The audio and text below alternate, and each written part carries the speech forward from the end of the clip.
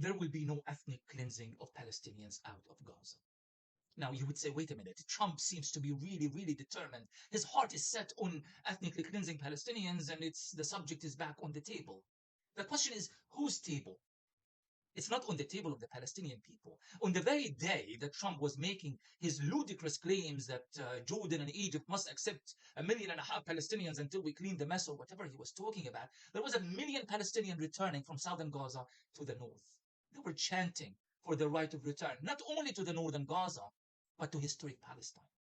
At this moment, where Palestinians are convinced that they are taking the first steps to honor their internationally enshrined right of return, you actually think that you'll be able to ethnically cleanse Palestinians to Jordan and Egypt?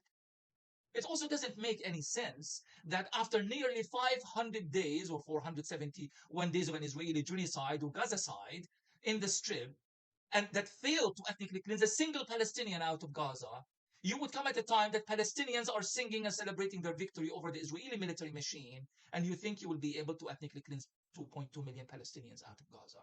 So why are they talking about it? They are talking about it because they are trying to create leverage. They are trying to convince us that the Israelis and the Americans have pressure cards, and they are going to capitalize on these cards in order for them to sway or to get the Arabs to do certain things for them. For example, the Saudis to normalize the Jordanians and the Egyptians, to provide Netanyahu with kind of political concessions.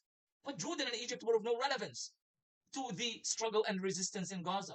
They played no role. To the contrary, Arab regimes actually collaborated with the enemy to ensure that the Palestinians lose the war in Gaza, and the Palestinians in Gaza won anyway.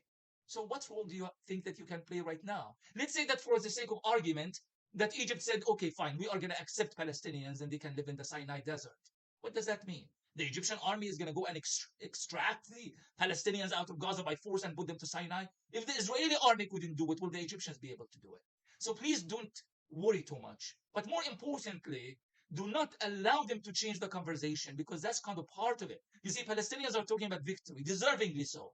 But now we are being dragged to talk about the ethnic cleansing of Palestinians, renewing fears that Israel and Americans have all these kind of master plans to destroy the Palestinian cause.